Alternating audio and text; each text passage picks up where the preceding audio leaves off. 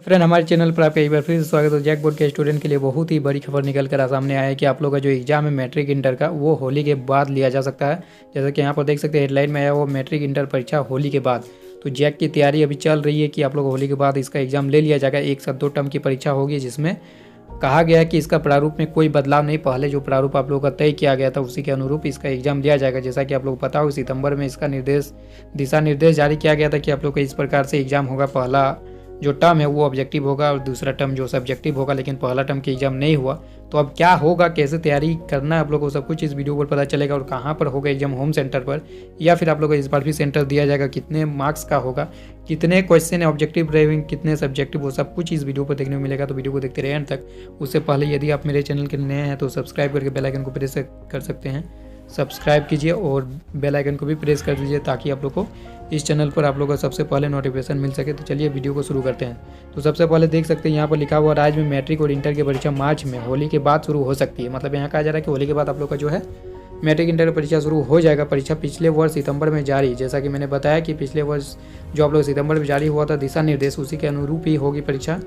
परीक्षा के प्रारूप में कोई बदलाव नहीं होगा, जैसा प्रारूप तय किया गया था उसी के अनुसार आप लोग एग्जाम लिया जाएगा। शिक्षा विभाग द्वारा पूर्व में घोषित प्रारूप के अनुरूप ही दोनों टर्म की परीक्षा ली जाएगी। लेकिन अब दोनों टर्म की परीक्षा एक साथ होगी, मतलब कि आप लोग का सब्जेक्टिव ऑब्जेक्टिव दोनों एक साथ होगा, क्योंकि पहला टर्म में आप लोग का ऑब्जेक्टिव लेने का बात किया गया था।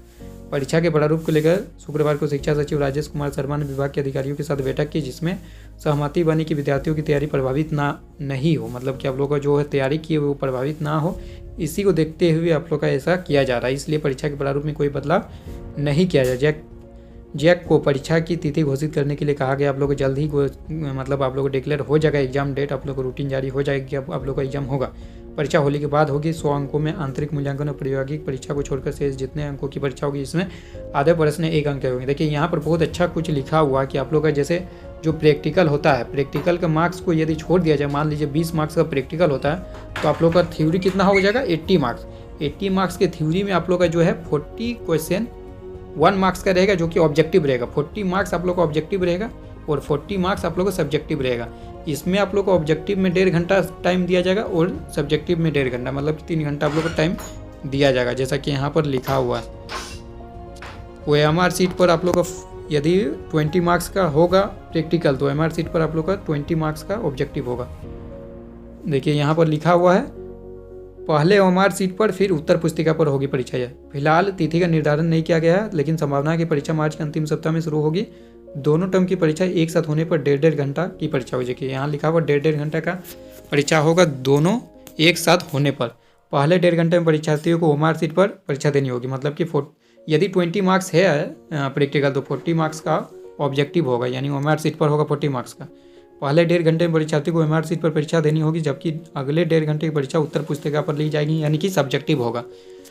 हर विषय की परीक्षा के बाद 1 दिन का अंतराल दिया जाएगा, मतलब 1 दिन का आप लोग गैप रहेगा, जिसमें आप लोग कुछ उसमें तैयारी कर सकते हैं। दोनों टर्म की परीक्षा को लेकर, दोनों टर्म की परीक्षा को साथ मिलाकर बनेगा रिजल्ट, मतलब दोनों टर्म का जो परीक्षा है उसमें जितना मार्क्स आएगा वो दोनों को जोड़कर आप लोग का फाइनल रिजल्ट तैयार किया जाएगा। आंतरिक मूल्यांकन व प्रायोगिक परीक्षा को छोड़कर जिस विषय के जितने अंकों की परीक्षा होगी, मैंने ये आप लोग का जो है बता दिया है पूरा अच्छी तरह से, कि जो आंतरिक मूल्यांकन व प्रायोगिक परीक्षा छोड़कर जिस विषय के जितने अंकों की परीक्षा होगी उनमें आधे प्रश्न 1 अंक होंगे। जैसे कि मैंने बताया ना, एग्जाम्पल देखें कि यदि 20 मार्क्स का आप लोग प्रैक्टिकल है, तो 80 मार्क्स का आप लोग का थ्योरी हो जाएगा। थ्योरी में इसमें आप लोग का 40 मार्क्स, आधा क्वेश्चन जो है ऑब्जेक्टिव रहेगा और 40 मार्क्स आप लोग को सब्जेक्टिव। वही यहाँ पर कहा जा रहा है कि उनमें से आधे प्रश्न 1 अंक के होंगे, यानी कि ऑब्जेक्टिव होगा, जो कि OMR सीट पर लिया जाएगा। जिन विषयों में 30 अंकों की प्रायोगिक परीक्षा होगी, जैसे यदि यहाँ तो मैं 20 मार्क्स का प्रायोगिक परीक्षा लेकर आप लोग को बताया, यदि 30 मार्क्स का होगा तो थ्योरी कितना हो जाएगा, 70 मार्क्स का, तो उसमें से आधा जो है वो ऑब्जेक्टिव होगा, यानी 35 क्वेश्चन ऑब्जेक्टिव हो जाएगा, 35 क्वेश्चन और 35 मार्क्स आप लोग का सब्जेक्टिव हो जाएगा। उनमें 35 मार्क्स प्रश्न, व जिन विषयों में 20 अंकों का आंतरिक मूल्यांकन होता है उनमें 40 प्रश्न 1 अंक के होंगे। मतलब मैंने समझा दिया कि यदि आप लोग का 20 मार्क्स प्रैक्टिकल का दिया जा रहा है, तो 80 मार्क्स में आप लोग का 40 क्वेश्चन ऐसे रहेंगे जो ऑब्जेक्टिव रहेगा, OMR सीट पर देना है, और ये 1 मार्क्स का रहेगा, और जो 40 मार्क्स है वो आप लोग का सब्जेक्टिव लिया जाएगा, और दोनों 1.5 घंटा का लिया जाएगा। यदि आप लोग का जो है यदि आप लोग का 30 मार्क्स का प्रायोगिक है, यानी 30 मार्क्स का प्रैक्टिकल दिया जाएगा, तो 70 मार्क्स हुआ इधर थ्योरी का, तो इसमें से 35 क्वेश्चन ऐसे रहेंगे जो ऑब्जेक्टिव रहेगा, OMR सीट पर दिया जाएगा, और 35 जो है वैसे रहेंगे जो आप लोग का 35 मार्क्स जो ऐसे रहेंगे जो आप लोग को सब्जेक्टिव देना है। ठीक है, आप लोग उम्मीद करता हूँ समझ गए होंगे। और यहाँ पर एक बात लिखा गया है कि आप लोग का जो परीक्षा गृह केंद्र पर लेने की तैयारी हो रही है, मतलब कि ये मेरे समझ से तो नहीं है, क्योंकि गृह केंद्र पर आप लोग को नहीं लेना चाहिए। फिर भी देखते हैं यहाँ पर क्या क्या लिखा है। मैट्रिक इंटर की परीक्षा गृह केंद्र में लेने का विचार हो रहा है। राज्य में अब तक मैट्रिक इंटर की परीक्षा के लिए लगभग 700 केंद्र बनाए जाते रहे, जबकि गृह केंद्र पर परीक्षा होने से केंद्रों की संख्या बढ़कर 3400 तक हो जाएगी। तो बहुत ही ज़्यादा मतलब ये हो जाएगा, थोड़ा आप समझ सकते हैं। गृह केंद्र पर होने से आप लोग का टीचर्स भी वही रहेंगे, तो थोड़ा चीटिंग होने का चांसेस भी रहेगा। देखते हैं अब क्या होता है। मेरे अनुसार तो गृह केंद्र पर नहीं लिया जाना चाहिए, क्योंकि अब तो सारा स्कूल कॉलेज खुल गया, कोरोना का डर ही नहीं है, तो अब तो लेना ही चाहिए, केंद्र बनाना चाहिए इसके लिए, तभी अच्छा हो जाएगा।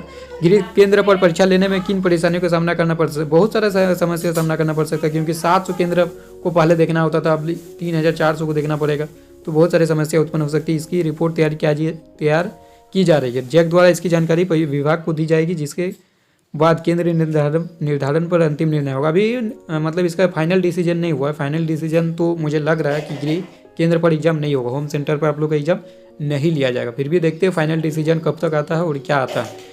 इसे लेकर जैक के सचिव ने शुक्रवार को सभी जिलों की जिला शिक्षा पदाधिकारी के साथ बैठक की। सचिव ने परीक्षा केंद्र निर्धारण के संबंध में जिलों को जानकारी ली और इसे लेकर आवश्यक तैयारी करने के लिए कहा गया। ठीक है, तो यही था इस न्यूज पर। मैंने उम्मीद करता हूँ सारा कुछ आप लोग को डिस्क्राइब कर दिया क्या क्या है।